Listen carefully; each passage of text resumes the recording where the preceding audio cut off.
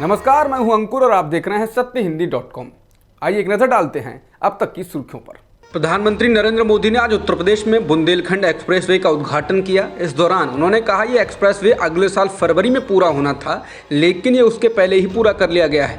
PM Modi ने कहा कि यूपी के लोगों ने योगी आदित्यनाथ जी के नेतृत्व में यूपी की तस्वीर बदल दी है। कानून व्यवस्था भी सुधरी है और कनेक्टिविटी भी तेजी से सुधर रही है। बता दें कि 296 किलोमीटर लंबा 4 लेन का बुंदेलखंड एक्सप्रेसवे 7 जिलों से होकर गुजरेगा। इसमें चित्रकूट, बांदा, महोबा, हमीरपुर, जालौन, औरैया और इटावा शामिल हैं।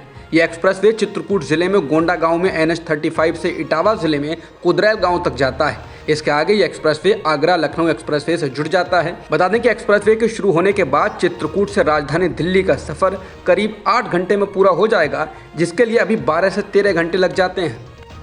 यूपी में बुंदेलखंड एक्सप्रेसवे के उद्घाटन के दौरान पीएम मोदी ने मुफ्त की राजनीति पर हमला बोला। मोदी ने कहा कि नए भारत के सामने एक चुनौती भी है। अगर ध्यान नहीं दिया तो आज की पीढ़ी का नुकसान हो सकता है और आने वाला कल अंधेरे में सिमट जाएगा। उन्होंने कहा कि आजकल हमारे देश में मुफ्त की रेवड़ी बांटकर वोट बटोरने का कल्चर लाने की भरसक कोशिश हो रही है।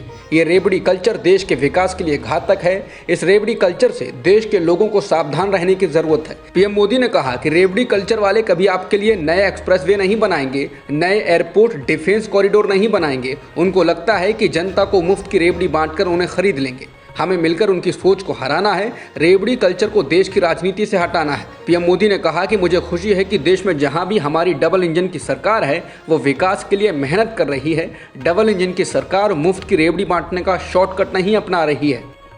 यूपी के बुंदेलखंड एक्सप्रेसवे के उद्घाटन के दौरान पीएम मोदी ने अपनी सरकार के कामों को सामाजिक न्याय से जोड़ा। पीएम मोदी ने कहा कि देश का संतुलित विकास छोटे शहरों और गांवों में भी आधुनिक सुविधाओं को पहुंचाने का काम भी सामाजिक न्याय का काम है। उन्होंने कहा कि जिस पूर्वी भारत के लोगों को, जिस बुंदेलखंड के लोगों को दशकों तक सुविधाओं से वंचित रखा गया था, लेकिन आज उनके साथ सामाजिक न्याय भी हो रहा है। पीएम मोदी द्वारा मुफ्त की राजनीति पर हमला बोलने के बाद आम आदमी पार्टी प्रमुख और दिल्ली के मुख्यमंत्री अरविंद केजरीवाल ने पलटवार किया है।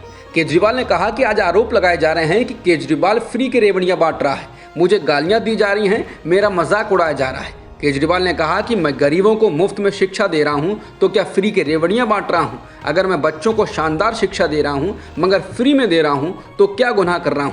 केजरीवाल ने कहा कि हम दिल्ली में सभी को मुफ्त में मोहल्ला क्लिनिक से इलाज दे रहे हैं, चाहे अमीर हो या गरीब, तो क्या मुफ्त की रेवड़ियां बांट रहा हूं? केजरीवाल ने कहा कि फरिश्ते स्कीम के तहत अगर किसी का एक्सीडेंट हो जाए तो हमने कहा है कि पास के अस्पताल में ले जाइए, चाहे जितना भी महंगा अस्पताल हो, उसको ठीक करने का सारा खर्च दिल्ली सरकार करती है। केजरीवाल ने कहा कि 13,000 से अधिक लोगों की जान बचा चुके हैं। उनसे पूछिए कि क्या केजरीवाल फ्री के रेवड़ियां बांट रहा है। आम आदमी पार्टी प्रमुख ने कहा कि हम 200 यूनिट फ्री बिजली दे रहे हैं, लेकिन मैं पूछना चाहता हूं कि मंत्रियों को कितनी फ्री में मिलती है? तुम लोगों को 4-4 हज़ार यूनिट फ्री मिलती है तो ठीक है, लेकिन लोगों को दे दो तो तकलीफ होती है। इसके साथ ही केजरीवाल ने मुफ्त में योगा टीचर से योगा सिखाने, बुजुर्गों को मुफ्त में तीर्थ यात्रा कराने, महिलाओं को मुफ्त ट्रांसपोर्ट देने जैसी स्कीमें गिनाई और कहा कि हजारों करोड़ रुपए खर्च कर वो हवाई जहाज खरीद रहे हैं। केजरीवाल माँ बहनों का सफर फ्री करता है तो क्या गलत कर रहा है? केजरीवाल ने कहा कि मैं बताता हूं कि कौन फ्री की रेवड़ियां बांट रहा है। केजरीवाल ने कहा कि एक कंपनी है, उसने लोन लिया और लोन खा गए, बैंक दिवालिया हो गए, उसने एक पार्टी को चंदा दे दिया और उस कंपनी के खिलाफ सरकार ने एक्शन नहीं लिया। केजरीवाल ने कहा कि जब आप दोस्तों के हजारों करोड़ के लोन माफ कर देते हैं, जब आप विदेशों की यात्रा में चंद दोस्तों के लिए ठेके लेते हैं, तो ये है फ्री की रेवड़ियां। केजरीवाल ने कहा कि फ्री की रेवड़ियां तो वो बांट रहे हैं, मैं तो देश की नींव रखना हूं, क्योंकि मेरा सपना है देश को नंबर 1 बनाने का। सामाजिक कार्यकर्ता तीस्ता सीतलवाड़ के खिलाफ गुजरात एसआईटी ने अपने हलफनामे में बड़े दावे किए हैं। एसआईटी ने तीस्ता सीतलवाड़ की जमानत का विरोध करते हुए एफिडेविट में दावा किया है कि तीस्ता 2002 के दंगों के बाद राज्य में भाजपा सरकार को अस्थिर करने, बर्खास्त करने के लिए दिवंगत कांग्रेस के दिग्गज नेता अहमद पटेल के इशारे पर की गई एक बड़ी साजिश का हिस्सा थी। हलफनामे में कहा गया है कि सरकार को अस्थिर करने के लिए तीस्ता द्वारा अहमद पटेल से 2 बार पैसे भी लिए गए थे। पहली बैठक में 5 लाख और दूसरी बार में 25 लाख रुपए दिए गए थे। हलफनामे में कहा गया है कि सीतलवाड़ दंगे में भाजपा सरकार के वरिष्ठ नेताओं के नामों को फंसाने के लिए दिल्ली में उस समय सत्ता में प्रमुख राष्ट्रीय पार्टी के नेताओं से मिलती थी। बता दें कि हलफनामे में सीतलवाड़, सेवानिवृत्त डीजीपी आरवी श्री कुमार और पूर्व आईपीएस अधिकारी संजीव भट्ट के खिलाफ 2002 के गुजरात दंगों से जुड़े सबूतों को गढ़ने और साजिश रचने का आरोप है। इन तीनों को गुजरात पुलिस गिरफ्तार कर चुकी है।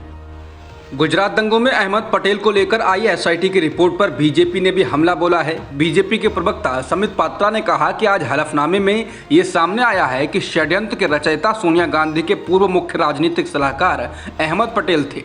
अहमद पटेल तो सिर्फ नाम है, इसके पीछे मुख्य रूप से सोनिया गांधी का नाम है। पात्रा ने कहा कि सोनिया गांधी जी ने गुजरात की छवि और नरेंद्र मोदी जी को अपमानित करने का षड्यंत्र रचा। पात्रा ने कहा कि मीडिया में आए एफिडेविट के अनुसार इस काम के लिए पैसे दिए गए। पहली किस्त के रूप में 30 लाख रुपए सोनिया गांधी जी ने तीस्ता सीतलवाड़ को दिए। पात्रा ने कहा कि अहमद पटेल जी हमारे बीच नहीं हैं, लेकिन उन्होंने तो केवल वो डिलीवरी की थी। ये 30 लाख उस जमाने में मात्र पहली किस्त के रूप में दिए गए थे। दिल्ली दंगे के मामले में साजिश करने में एसआईटी द्वारा हलफनामे में कांग्रेस के दिवंगत नेता अहमद पटेल का नाम आने के बाद कांग्रेस ने पलटवार किया। कांग्रेस ने आरोपों को खारिज करते हुए पीएम मोदी पर अपने राजनीतिक विरोधियों से बदला लेने का आरोप लगाया। कांग्रेस की ओर से कहा गया है कि कांग्रेस श्री अहमद पटेल पर लगाए गए गलत आरोपों को पूरी तरह से खारिज करती है। ये प्रधानमंत्री मोदी की रणनीति का हिस्सा है, जिसमें वो 2002 में गुजरात के मुख्यमंत्री रहते हुए सांप्रदायिक जनसंहार की जिम्मेदारी से पल्ला झाड़ना चाहते हैं। कांग्रेस ने कहा कि उस जनसंहार को नियंत्रित करने में उनकी अनिच्छा और अक्षमता भी, जिसके कारण तत्कालीन प्रधानमंत्री अटल बिहारी वाजपेयी को उन्हें राजधर्म निभाने के लिए कहना पड़ा था। कांग्रेस ने कहा कि प्रधानमंत्री की राजनीतिक प्रतिशोध की मशीन दुनिया से जा चुके राजनीतिक विरोधियों को भी नहीं बख्शती है। एसआईटी अपने राजनीतिक मास्टर की धुन पर नाच रही है और उसके कहने पर ही रुकेगी। कांग्रेस ने कहा कि हम जानते हैं कि मुख्यमंत्री को क्लीन चिट देने के बाद कैसे पहले एक एसआईटी प्रमुख को राजनयिक कार्यभार से पुरस्कृत किया गया था। कांग्रेस की ओर से कहा गया है कि कोर्ट में चल रहे किसी मामले पर कठपुतली एजेंसियों के जरिए प्रेस के माध्यम से फैसला सुनाना सालों से मोदी शाह के दांव-पेचों का हॉलमार्क रहा है। इसमें कुछ नया नहीं है, बल्कि ये एक और उदाहरण है। इसमें एक मृत व्यक्ति को बदनाम करना और जुड़ गया है, क्योंकि वो व्यक्ति इन शर्मनाक झूठों को अब खारिज नहीं कर सकता है।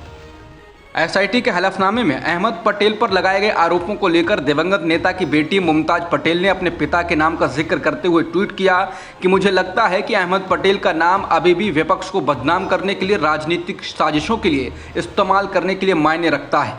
अहमद पटेल की बेटी ने कहा कि यूपीए शासन के दौरान तीस्ता सीतलवाड़ को अवार्ड क्यों नहीं दिया गया और क्यों उन्हें राज्यसभा का सदस्य नहीं बनाया गया, और इसके अलावा केंद्र ने 2020 तक मेरे पिता पर इतनी बड़ी साजिश रचने के मामले में मुकदमा क्यों नहीं चलाया।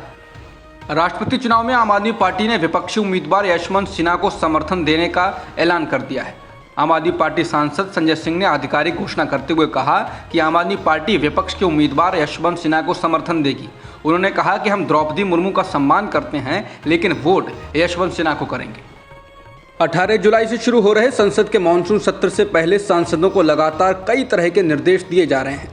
ताज़ा निर्देश ये दिया गया है कि सांसद सदन में किसी भी तरह के पैम्फलेट, प्ले कार्ड आदि को न बांटें। लोकसभा सचिवालय की ओर से जारी की गई एडवाइजरी में कहा गया है कि स्थापित परंपरा के मुताबिक कोई भी लिटरेचर, प्रश्नावली, पैम्फलेट, प्रेस नोट, लीफलेट या अन्य कोई प्रकाशित सामग्री स्पीकर की अनुमति के बिना संसद भवन के परिसर में नहीं बांटी जानी चाहिए। एडवाइजरी में कहा गया है कि संसद भवन के परिसर में प्ले कार्ड पर भी सख्ती से प्रतिबंध लगाया गया है। हालांकि ये भी कहा जा रहा है कि यूपीए की सरकार के दौरान भी इस तरह के कई सर्कुलर लाए जा चुके हैं। बता दें कि इससे पहले राज्यसभा के महासचिव की ओर से एक लिखित आदेश में कहा गया था कि सांसद किसी भी तरह के प्रदर्शन, धरना, हड़ताल, उपवास या फिर कोई धार्मिक कार्यक्रम करने के उद्देश्य से संसद भवन के परिसर का इस्तेमाल न करें।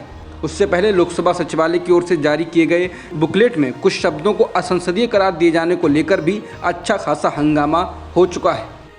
संसद के मानसून सत्र से पहले तेलंगाना के मुख्यमंत्री के चंद्रशेखर राव यानी कि केसीआर केंद्र की जन विरोधी नीतियों के खिलाफ एकजुट हमले करने के लिए विपक्षी दलों से संपर्क कर रहे हैं। सूत्रों के अनुसार तेलंगाना राष्ट्र समिति के अध्यक्ष केसीआर ने आम आदमी पार्टी के नेता और दिल्ली के मुख्यमंत्री अरविंद केजरीवाल, पश्चिम बंगाल की मुख्यमंत्री ममता बनर्जी और राष्ट्रवादी कांग्रेस पार्टी के शरद पवार सहित गैर भाजपा दलों के प्रमुखों को फोन किया है।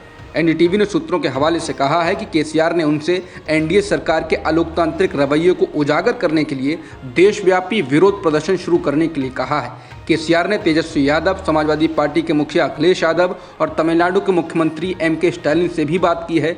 हालांकि स्टालिन अस्पताल में है तो उनके करीबियों से बात की है। कहा जा रहा है कि प्रमुख विपक्षी दलों के नेताओं ने उनके प्रस्तावों पर सकारात्मक प्रतिक्रिया दी है। कहा जा रहा है कि केसीआर कुछ राष्ट्रीय नेताओं के साथ भी बातचीत कर रहे हैं। अब तक की खबरों में इतना ही।